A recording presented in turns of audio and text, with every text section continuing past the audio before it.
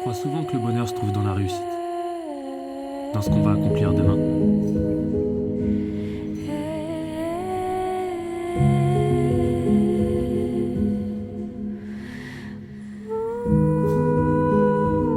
Alors qu'il se cache souvent dans les petits instants qu'on vit aujourd'hui.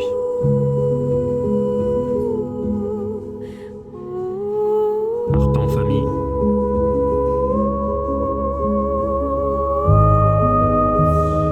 une séance de sport avec un ami. Et on sous-estime la valeur de ces moments jusqu'à ce qu'ils deviennent des souvenirs. Un fou rire, un lever de soleil,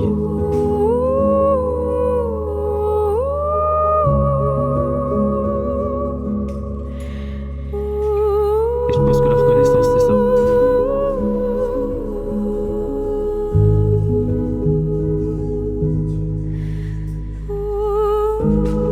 Ouvrir les yeux maintenant, pas quand il sera trop tard. Et remercier la vie pour ce qu'elle nous a déjà donné.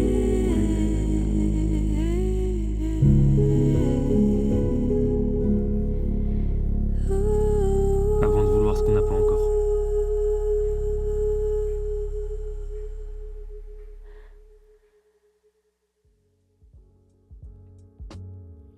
Je vous jure, ça fait bizarre là d'être la caméra tac dans le bureau. Ça date.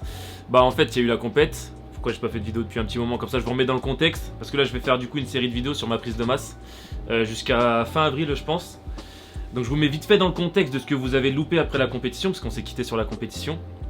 Pas mal de taf déjà, j'avais pas mal de choses à faire. Concernant le travail ça va, les équipes sont bien. Bon là c'est la période un peu creuse, tout le monde hein, c'est pareil partout. Je demande à certains collègues, que ce soit dans la restauration ou dans d'autres secteurs, c'est vraiment calme le mois de novembre, il est dur mentalement mais ça va, j'arrive à me détacher un petit peu pour éviter de trop stresser et sécréter trop de cortisol, et ça va après trop de stress et du coup j'arrive pas à grossir. Donc là vraiment j'essaye d'avoir un petit détachement, c'est la 5e année où je passe cette période, il n'y a pas de raison que cette période là ne passe pas comme les autres. Donc j'essaye d'avoir un petit détachement vis-à-vis du chiffre et mine de rien ça me permet d'avoir un peu de temps pour moi aussi. Donc niveau taf ça va, franchement ça va, les équipes sont bien. Après aussi par contre j'ai pas eu de rapport après la compète, j'ai pas eu de rapport malsain vis-à-vis de la bouffe. Franchement c'était j'ai pas eu de faut que je mange ça, non, franchement c'était tranquille, je continuais à me faire à manger et des fois quand les circonstances amenaient à se manger un kebab ou un truc, je disais pas non non plus quoi. Mais pas du tout d'excès ou de malnutrition etc, ça s'est super bien passé.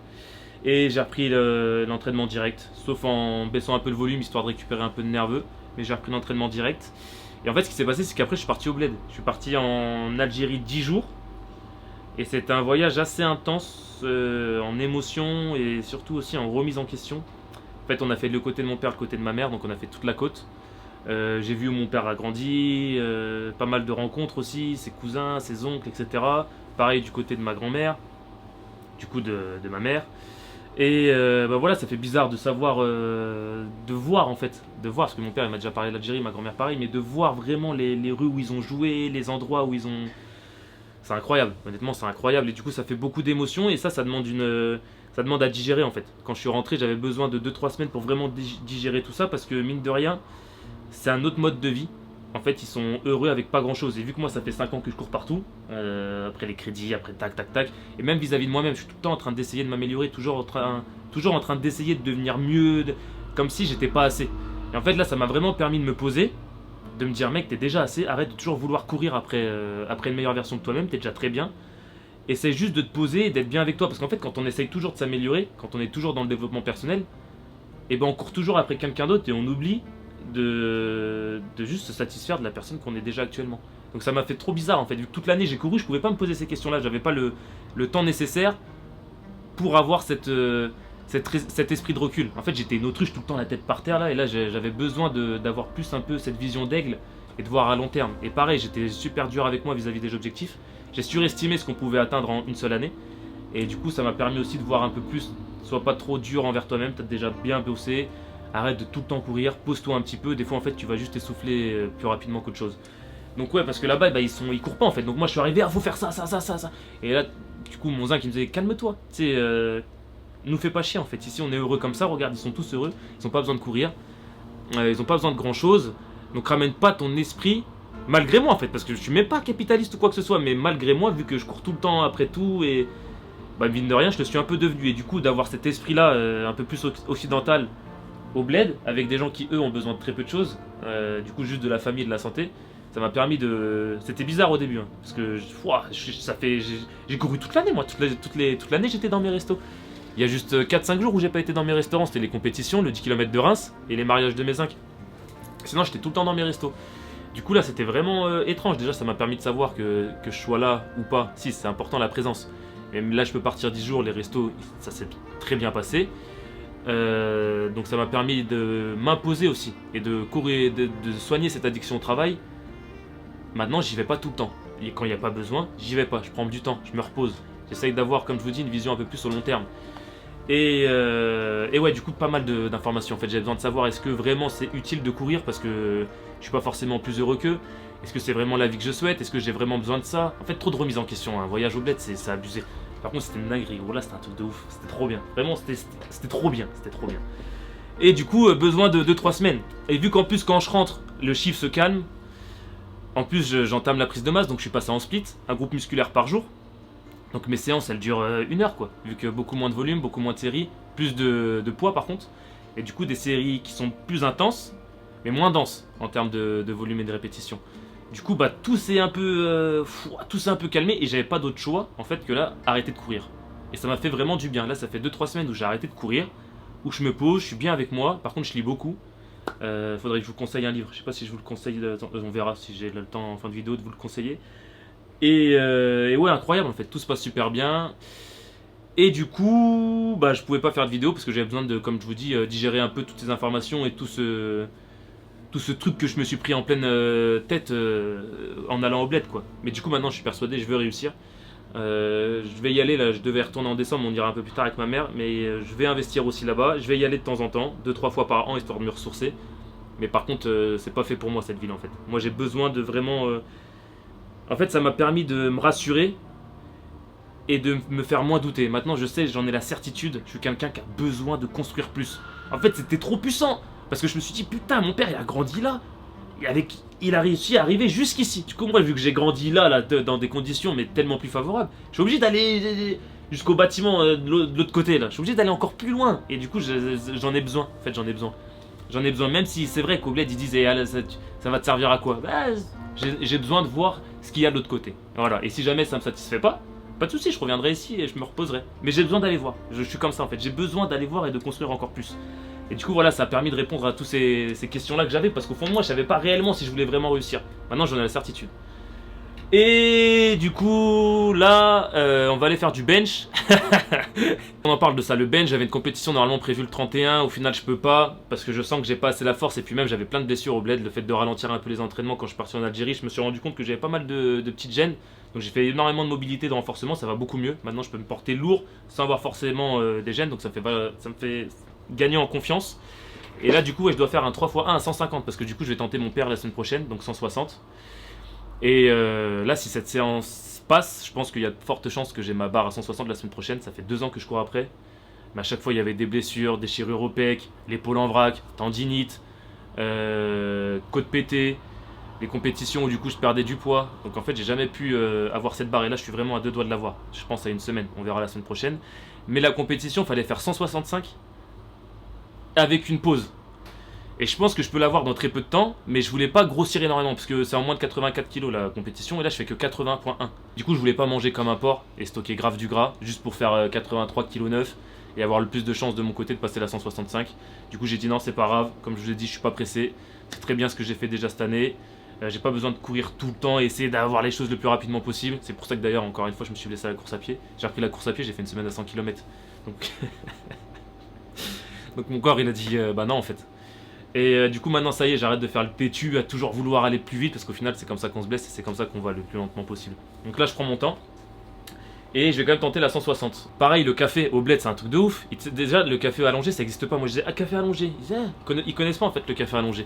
Du coup ils me servaient des cafés dans des espèces de, tu sais le truc pour prendre ta whey ou ta crème de riz, c'était des spatules de café. C'était des spatules, c'était pas des verres à café, c'était des spatules. Un petit truc comme ça. tu le bois, mais quand je te dis, c'est trop en fait. C'est pour ça que c'est des nerveux, ils ont tout envie de se battre. Tu bois 2 cafés, t'es... Mais eux, vu qu'ils restent assis toute la journée et qu'ils boivent leur café, en fait, ils sont énervés à l'intérieur, mais posés à l'extérieur. Du coup, ça fait... Ah, le bled, c'est magique. Ah, oh là, le bled, c'était magique, c'était incroyable, j'ai envie d'y retourner. Et ouais, du coup, laisse tomber là-bas, j'ai bu trop de café.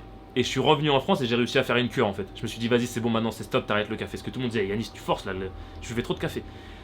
Et ça fait 3 semaines que j'ai dû. En 3 semaines là, depuis que je suis rentré, j'ai dû en boire 2 grand max. Et du coup, j'ai perdu cette accoutumance. Et cet effet, parce que quand on boit tout le temps, t'as plus cet effet de la caféine. Donc là, je me refais un petit café, ça fait super longtemps que je n'en ai pas bu, juste avant cette séance là. Pour voir si vraiment ça me fait un effet waouh. Et pour en boire peut-être 1 ou 2 avant du coup de tenter mon PR lundi prochain. Si je peux vous donner un petit tips les gars, là juste avant la salle je vais faire mon petit shaker. Et en fait ce que je fais, vu que moi je suis quelqu'un qui a vraiment du mal à prendre du poids, qui a un métabolisme en fait qui va à 2000 à l'heure. Donc si je mange pas ou dès que voilà je stresse un petit peu, en fait je peux perdre très rapidement. Et en plus de ça j'ai du mal à manger en grosse quantité. Parce que mon corps n'a jamais été habitué, moi ça fait 28 ans que je mange un repas ou 2 repas par jour, j'ai jamais mangé une grosse quantité. Là mine de rien au bout de 3 semaines ça va beaucoup mieux. Mon corps il commence à assimiler, vu que je mange tout le temps à la même heure et les mêmes repas. Je vois que je peux manger de plus en plus facilement mes plats et que même des fois maintenant je commence à avoir faim après certains plats. Donc en fait ça veut dire que vraiment mon corps il s'habitue à manger dans de plus grosses quantités. Et si jamais vous avez un peu de mal à prendre du poids, ça c'est de la maltodextrine. Et vraiment c'est un cheat code les mecs, c'est un cheat code. En fait c'est du sucre.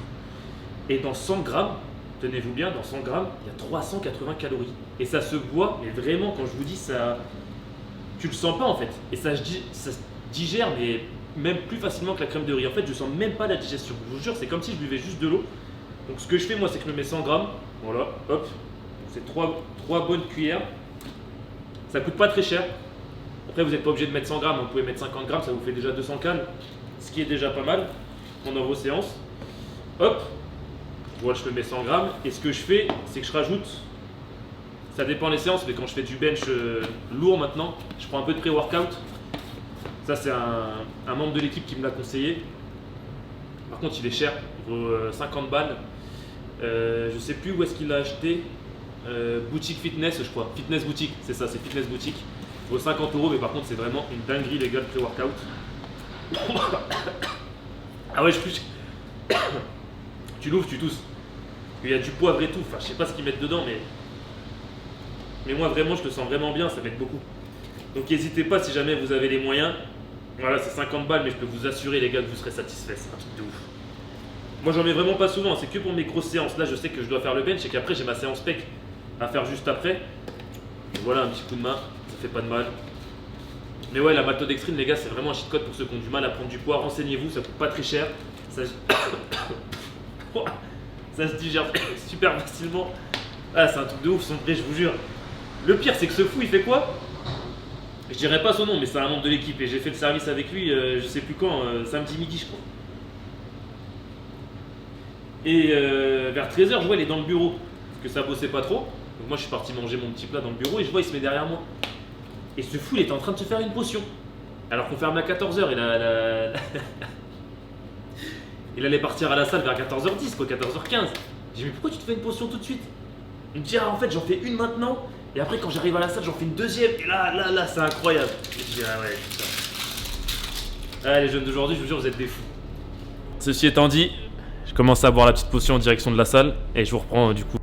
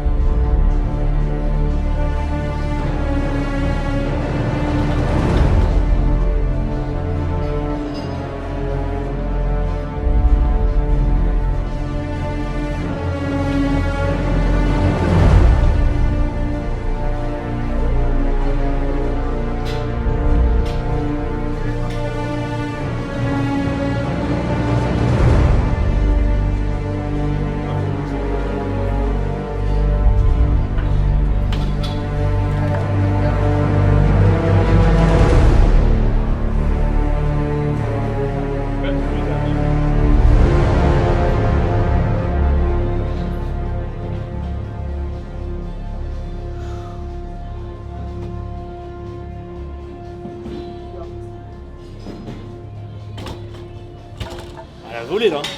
Elle a volé. On va voir ce que ça donne là la 140, mais la 130 c'est la première fois de ma vie qu'elle passe aussi bien. Elle a vraiment volé. J'ai regardé les images là, vraiment ça a volé. Donc là petite barre à 140 et après normalement 3 x 1 à 150. Je vais prendre 3-4 minutes de repos entre chaque rep. Et je pense que ça devrait passer, là je me sens bien.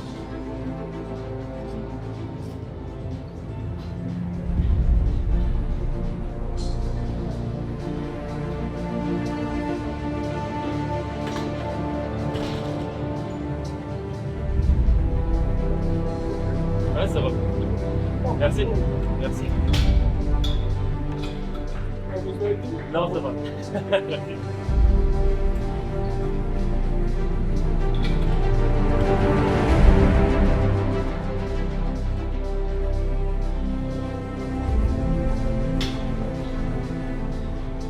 Du coup la 140 elle est passée comme je l'espérais. Franchement j'aurais pu avoir encore 2-3 je pense.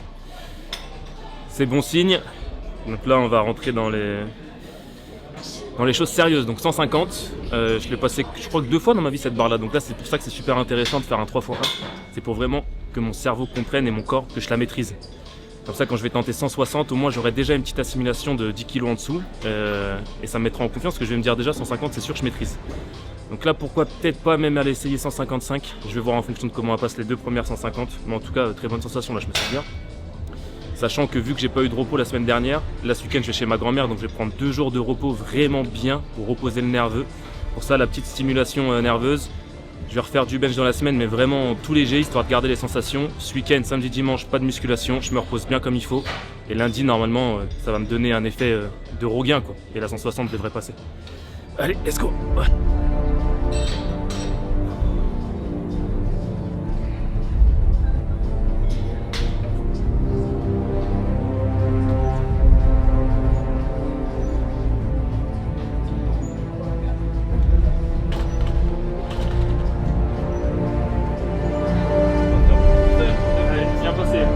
La première est super bien passée, du coup on passe à la deuxième.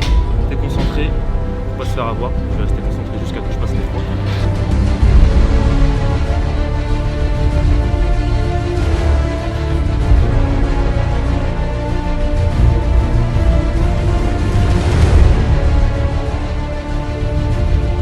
Au final c'est pas dit que les 3 elles passent.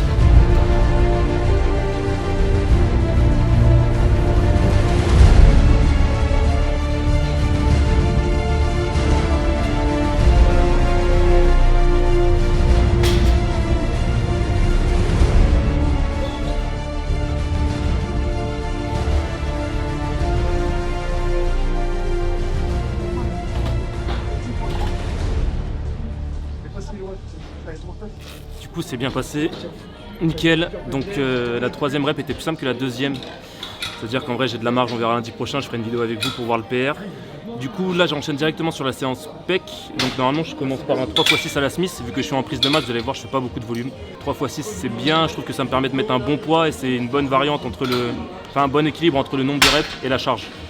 Donc vu que je peux pas le faire à la Smith, je vais changer. Je vais commencer par les haltères parce qu'en fait je fais Smith, poulie, haltère, poulie. Et après un dernier exo, soit des dips, soit du butterfly, je change toutes les semaines. Donc là du coup je vais commencer par les haltères, je vais faire mon 3x6 aux haltères et du coup je ferai mon 3x8 à la Smith après mon deuxième exo qui sera de la poulie. Donc let's go, là j'ai pris, normalement je mets 44 pour mon 3x8. Du coup là vu que je fais 6 reps, je vais viser les 50. Donc je vais essayer de bien contrôler le mouvement, bien gérer la contraction et puis on va voir ce que ça donne quoi. Ça fait longtemps que j'ai pas pris les 50, let's go.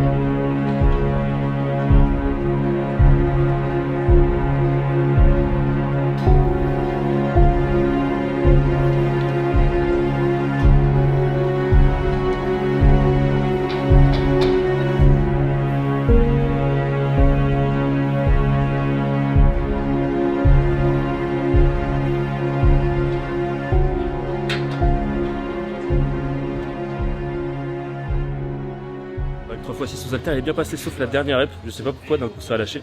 Mais tant mieux, j'aime bien quand j'arrive pas à terminer la dernière répétition de ma dernière série de travail en exercice. C'est-à-dire que j'ai choisi le bon poids. Ça fait bizarre en fait d'avoir un programme. Mais au final je trouve que c'est le meilleur moyen de progresser. Parce que tu peux enfin voir ta surcharge progressive. Et chaque semaine en fait tu te dis est-ce que je vais pouvoir faire mieux que la semaine passée. Et il y a un petit truc comme ça qu'il n'y a pas quand tu t'entraînes au feeling. Parce que moi je me suis toujours entraîné au feeling. Et là le fait d'avoir un programme que je me suis moi-même fait en plus avec les exos que j'aime bien. Et bah tu vois au fil du temps ta progression. Et ça te donne envie de revenir la semaine prochaine pour voir si tu peux faire encore un peu mieux. Et ce qui est bien avec le split, c'est que du coup tu as le temps de te reposer entre chaque entraînement parce que là du coup je vais pas retoucher les pecs avant la semaine prochaine. Et pareil pour le dos, pareil pour les jambes. Sauf comme je vous ai dit, genre en gros, non je vous l'ai pas dit. Je travaille en split, donc lundi c'est pec, mardi c'est dos, mercredi c'est jambes, jeudi quand je suis claqué nerveusement je prends un jour de repos. Quand je vois que ça va et que j'ai bien dormi, bah du coup jeudi j'enchaîne sur épaule et vendredi je fais bras. Ou sinon jour de repos jeudi et du coup vendredi je fais épaule et samedi je fais bras. Mais j'aime bien rajouter une séance où je fais que du soulevé de terre et du squat. Donc typiquement la semaine dernière ce que j'ai fait c'est que j'ai fait lundi pec, mardi dos, mercredi jambes, jeudi épaule, vendredi bras. Et samedi j'ai fait samedi matin squat et soulevé de terre. Comme ça je travaille encore un peu plus les jambes, un peu plus le mouvement que j'aime énormément, le squat. Et je reviens un peu sur le soulevé de terre doucement mais sûrement. Et ça me travaille le bas du dos et le sapin un peu qui me manque là. Et pareil, ça travaille un peu les fessiers, les ischios, tout ce dont j'ai besoin. J'aime bien travailler comme ça, c'est vraiment bien. Ça permet d'avoir un bon repos entre chaque séance. Comme je vous ai dit, d'avoir ce petit truc de tiens, est-ce que je vais pouvoir faire mieux. Donc voilà, bon là malheureusement je fais pas le poids que je dois faire parce que normalement comme je vous ai dit c'est mon premier exo, je fais un 3x6, la semaine dernière je l'ai fait à 120. Et j'ai réussi la première série, j'en ai fait 6, la deuxième j'en ai fait 5 et la dernière j'en ai fait que 3 parce que j'étais cramé nerveusement. Donc bah du coup la semaine prochaine j'essaierai de faire 6, 5, 5 et chaque fois j'essaye de progresser comme ça. Et quand j'ai le 3x6 avec le poids que je décide, bah tout simplement j'augmente le poids. Ah bon allez, let's go, deuxième série.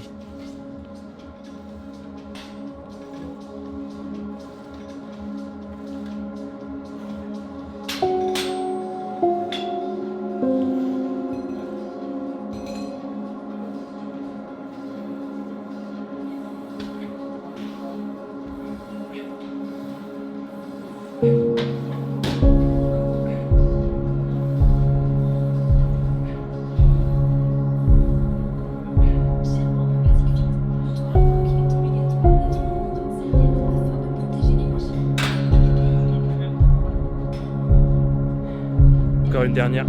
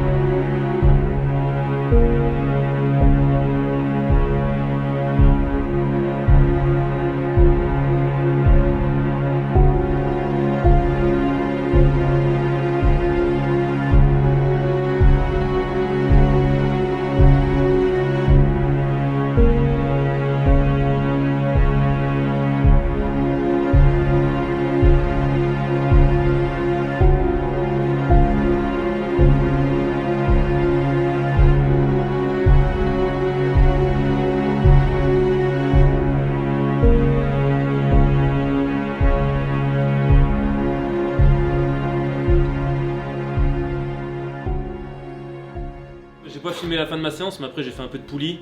Ensuite je suis rentré, j'ai mangé. Le taf c'est calme, c'est vraiment calme, mais c'est partout pareil. Je passais devant le McDo, c'est vide, Burger King c'est vide. Enfin bref, la ville est déserte. Du coup je suis parti au sauna, j'ai fait 2 petits saunas, un petit hammam, histoire de mais vraiment léger, pas plus de 10 minutes. C'est vraiment pour me détendre en vrai. Ça redescend un peu le nerveux et tout. Après un bain, un seau d'eau froide, petite douche froide aussi, ça fait trop du bien, après t'es détendu. Du coup là il est 20h, je vais manger mon 5e repas. Du coup j'ai mangé crème de riz ce matin avec flocons d'avoine, avec une banane, un peu de miel, etc. Après j'ai fait riz d'Inde, riz d'Inde.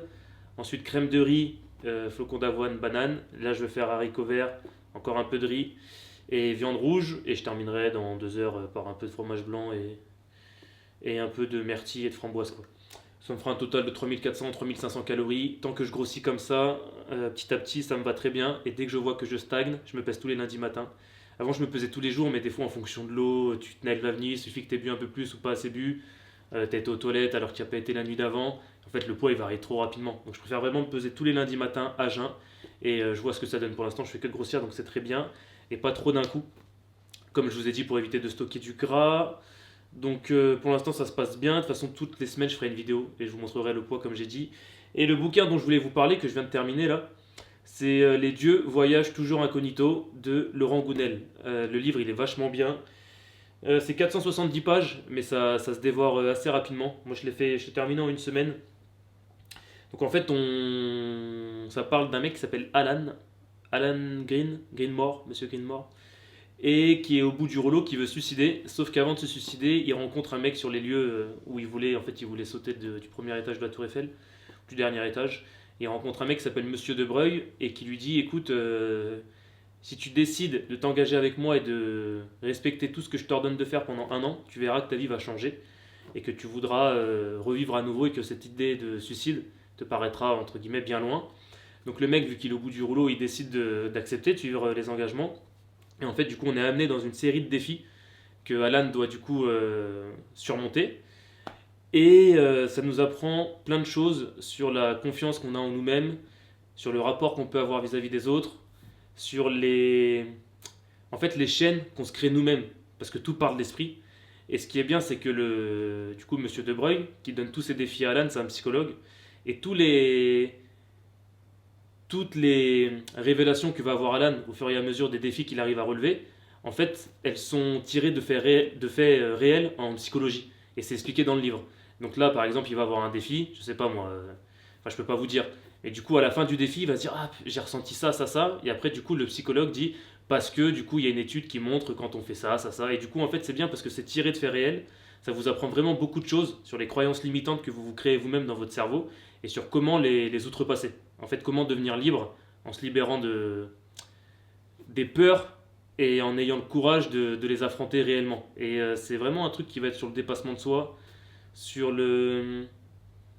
la manière dont on va interagir avec les autres, la confiance que ça va nous amener d'arrêter de vouloir toujours se restreindre et de s'assumer pleinement, de ne plus avoir peur en fait de s'assumer. Enfin bref, c'est vraiment un livre incroyable, donc je vous le conseille. Donc ça s'appelle Les dieux voyagent toujours incognito de Laurent Gounel. Il coûte 8 balles, moi c'est mon meilleur pote qui me l'avait passé, mais du coup, n'hésitez pas les gars, il va vous faire vachement du bien pour cet hiver. Sinon à part ça, du coup on se revoit la semaine prochaine pour tenter un PR au bench, incroyable 3x1, franchement j'ai bien progressé. Je bouge pas les fesses et tout, j'ai regardé les images là, ça devient solide. Et du coup, ouais, on se revoit la semaine prochaine pour tenter la petite barre à 160. Et après, du coup, je ferai une vidéo toutes les semaines où je vous montrerai mes séances, je vous donnerai 2-3 conseils, comment moi j'arrive à prendre du poids, parce que je suis quelqu'un qui a énormément de mal à prendre du poids. Je suis quelqu'un d'ectomorphe et j'ai toujours mangé un repas ou 2 max dans ma vie. Donc là, c'est vrai que c'est vraiment un défi. Et j'ai envie de, comme je vous ai dit, j'aimerais bien faire 88-90 d'ici fin avril. Donc on va suivre tout ça, on va suivre l'évolution du physique qui devient... j'aime bien comment je suis actuellement, je me sens fort. Je me trouve beau, je me trouve... je sais pas, j'aime vraiment bien. La prise de masse, c'est vraiment quelque chose d'incroyable en fait. Je suis content d'en entamer une. C'est la première et je pense que ça sera pas la dernière. Et du coup, voilà, j'ai pas envie que la vidéo soit trop longue. La semaine prochaine, on abordera un différent thème. Là, j'ai pas abordé de thème. Mais je voulais vraiment vous parler d'un truc qui est de ne jamais lâcher pendant qu'on est dans l'épreuve. Parce qu'en fait, les récompenses viennent toujours après l'épreuve. Et du coup, on abordera ce thème-là la semaine prochaine après mon petit PR à 160. Parce que c'est sûr et certain que je vais la passer. Enfin, je suis vraiment confiant. On verra, mais je suis confiant. Donc sur ce, je vous quitte les gars. Moi, je vais aller manger mon 5e repas. J'espère que la vidéo vous aura plu. Je vous fais des bisous. Puis je vous dis du coup à la semaine prochaine les gars. Ciao, ciao.